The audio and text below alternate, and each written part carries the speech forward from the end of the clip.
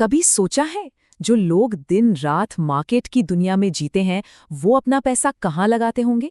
चलिए आज एक ऐसे ही फंड मैनेजर की इन्वेस्टमेंट स्ट्रैटेजी को समझते हैं जो आपको सच में चौंका देगी। तो शुरुआत करते हैं पहले हिस्से से, एक फंड मैनेजर का सरप्राइज। यहाँ हम एक ऐसी स्ट्रैटेजी देखेंगे जो मतलब पहली नज़र में तो एकदम उल्टी लगेगी। तो सवाल ये उठता है कि जो इंसान अरबों रुपए मैनेज कर रहा है वो भला अपना खुद का पैसा कैसे इन्वेस्ट करता होगा? इसका जवाब यकीन मानिए आपको हैरान कर देगा। और जवाब है ये, आशीष सुमैया जो कि इक्विटी के मास्टर हैं, अपनी आधी दौलत 50% रियल एस्टेट में रखते हैं।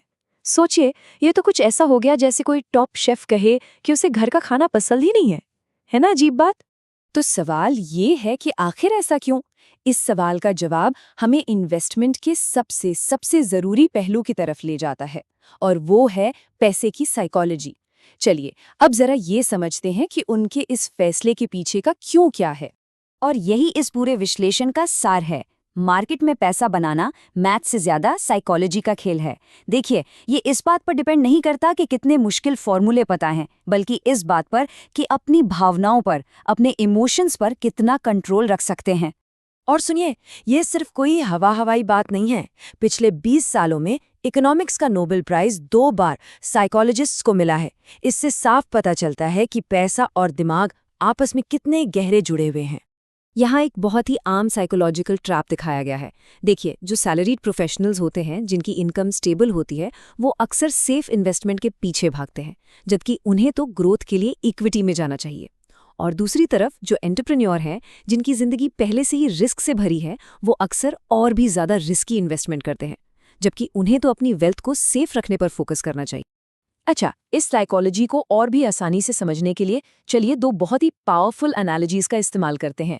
एक है स्प्रिंग और दूसरा रोलर कोस्टर। ये दोनों हमें मार्केट के इमोशंस को एक बिल्कुल नए नजरिए से देखने में मदद करेंगे।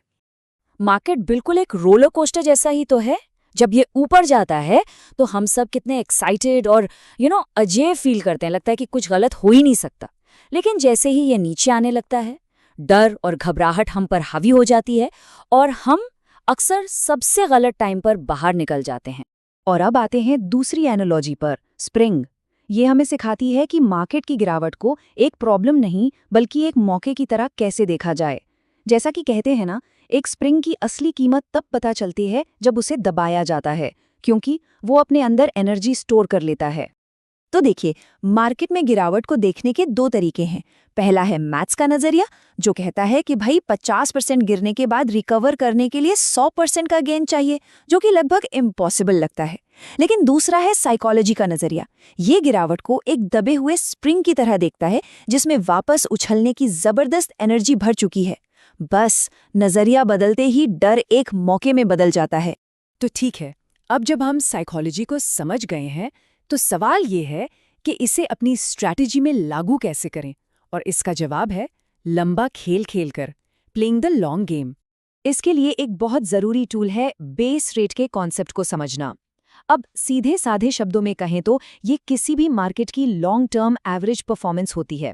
इससे हमें एक रियलिस्टिक उम्मीद मिलती है और हम भेड़ चाल से बच जाते हैं। जैसे इंडिया में इक्विटी मार्केट का लॉन्ग टर्म एवरेज रिटर्न लगभग 14% रहा है, तो ये है हमारा बेस रेट। तो इस बेस रेट को इस्तेमाल कैसे करना है?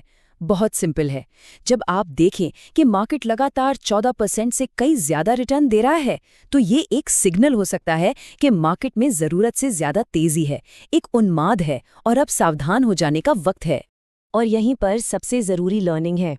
जब रिटर्न बेस रेट से बहुत ज्यादा मिल रहा हो तो ये आपकी काबिलियत नहीं है। नहीं, ये एक वार्निंग साइन है कि मार्केट में कभी भी करेक्शन आ सकता है। और अब आते हैं हम अपने आखिरी और शायद सबसे जरूरी सवाल पर। क्या आप दूसरे लोग हैं? वॉरेन बफेट ने एक बहुत कमाल की बात कही थी कि इन्वेस्टमेंट में सबसे जरूरी शब्द लालच और डर नहीं है, सबसे जरूरी शब्द है दूसरे लोग। असली खेल भीड़ के साथ बहने का नहीं, बल्कि भीड़ के खिलाफ सोचने का है। तो ये दूसरे लोग करते क्या हैं? सीधी सी बात है, वे रोलर कोस्टर के टॉप पर खरीदते हैं जब सब एक्साइटेड होते हैं और बॉटम में बेचते हैं जब सब डरे हुए होते हैं। उन्हें लगता है कि ये तेजी हमेशा चलेगी और 40% की गिरावट आते ही घबरा कर सब बेच बाच देते हैं। तो आखिरी सवाल बस यही है, जब हर कोई बेच रहा हो, जब चारों तरफ डर का माहौल हो, तो क्या किसी में इतनी हिम्मत है कि वो दूसरे लोगों में से एक ना बने? इसी एक सवाल का जवाब इन्वेस्टमेंट के भविष्य को तय करेगा।